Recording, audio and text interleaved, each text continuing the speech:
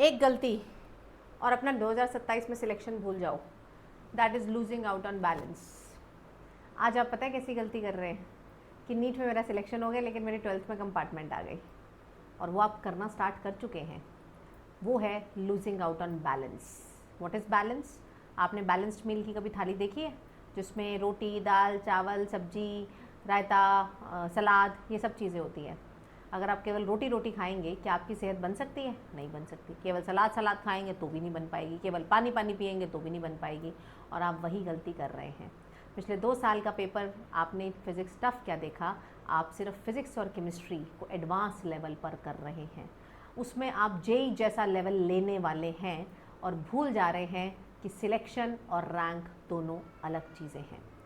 एक होता है सिलेक्शन, दूसरा होता है रैंक। आप खुद मुझे बताइए पहले क्या आता है?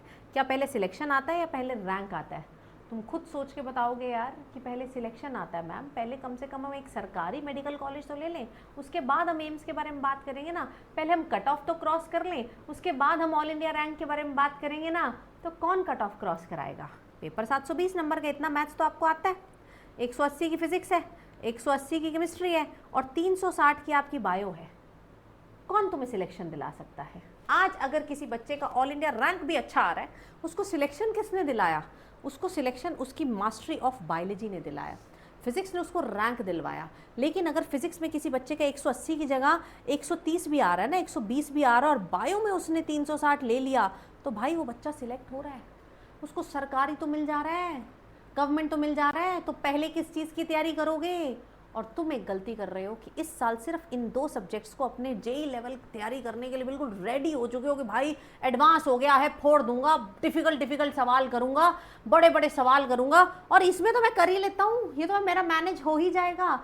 ये जो कैजुअल एटीट्यूड है ना 50% ऑफ द पेपर के लिए कि इसमें तो मैं कर ही लेता हूँ, ये तो मेरा हो ही जाता है, लेट मी टेल यू, ये तो बहुत डाउटफुल है कि होगा कि नहीं होगा। ये डेफिनेटली नहीं हो पाएगा अगर तुमने एक भी दिन इसका साथ छोड़ा, बिकॉज ये वाला सब्जेक्ट डिमांड करता है कंसिस्टेंसी, ये वाला सब्जेक्ट डिमांड करता है डिसिप्लिन। लास्ट के 3 महीने में नहीं होता, लास्ट के 1 दिन में नहीं होता है। जो बच्चा शुरुआत से पढ़ता है सिर्फ उसी का बायो होता है एंड वही फास्ट कर पाता है। ऐसी बायो करने का क्या फायदा कि पेपर में 3 में से 2 घंटे उसमें लग रहे हैं, 1.5 घंटा उसमें लग रहे हैं, तो फिजिक्स कितनी अच्छी तैयारी कर लो, टाइम की वजह से नहीं कर पाओगे। तो बायो पे मास्टरी लाओ, फिजिक्स और केमिस्ट्री को बैलेंस्ड वे में साथ में लेकर चलो। जो ये बैलेंस भूलेगा उसकी हेल्थ कभी नहीं बन पाएगी, यानी कि उसका सिलेक्शन ही रुक जाएगा। फिर तुम रैंक का क्या करोगे? रैंक आएगा ही नहीं, रैंक तो बाद में आता है। इसीलिए यूज़ योर ब्रेन्स। आप मुझे अपनी कैटेगरी बताएं, आप किस कैटेगरी को बिलोंग करते हैं? क्या आपके पूरे मॉक टेस्ट में 100-200 नंबर आते थे, तुम्हें सिलेक्शन की ज़्यादा ज़रूरत है, या फिर तुम्हारे 680 नंबर आते थे, 690 नंबर आते थे, तुम्हें रैंक की ज़्यादा ज़रूरत है? भाई जिसके 680-650 ऑलरेडी आ रहे होते हैं ना मॉक टेस्ट में, उसको पता है कि उसने अब रैंक बूस्ट करना है, लेकिन पहले तो सिलेक्शन लाओगे। तो इसीलिए ये गलती मत करिएगा। कल मेरा बैच स्टार्ट हो रहा है 30 जून को एंड उस बैच में आप एनरोल कर सकते हैं। फिनिक्स 2.0 बैच है। मेरी मेंटरशिप में आने के लिए कोड लगाइएगा CPLIVE, ताकि आप मेरे एडिशनल स्कॉलर ग्रुप में आ पाएँ, जहाँ पर मैं पर्सनली बच्चों के साथ खुद से बात करती हूँ। सारा मटेरियल अलग से मिलता है एंड इस बारी उसमें अलग से CBTs मैंने ऐड कराए हैं। और हाँ, ये वो बैच है जिसमें आपको CBT भी साथ में मिल रहे हैं, प्रॉक्टर्ड टेस्ट मिल रहे हैं, कंप्यूटर बेस्ड टेस्ट, क्योंकि पेपर अब ऑनलाइन होने वाला है। तो 3 तरीके का सब्सक्रिप्शन है, प्लस आइकॉनिक प्रो, सारी टीम्स, सारे डाउट क्लियरिंग सेशन, सब कुछ इसमें मिलता है। कंप्लीट सिलेबस आपका होता है, क्रैश कोर्स, मॉक टेस्ट, सब कुछ इंक्लूडेड है। बस CBT के लिए आपको आइकॉनिक प्रो लेना पड़ेगा। अगर आप प्लस और आइकॉनिक लेते हो तो CBT का इसमें अलग चार्ज आपको देना पड़ता है, और ये पूरे साल का चार्ज है, ये पूरे साल का चार्ज है, ठीक है। तो नीचे लिंक्स दिए हुए हैं। बाकी मैं आपको एक नंबर देकर जाती हूँ, उस नंबर पे आप लोग बात कर सकते हैं, ठीक है, for any kind of help related to subscription. बाकी मेरा मेंटरशिप ग्रुप ऑलमोस्ट क्लोज होने वाला है।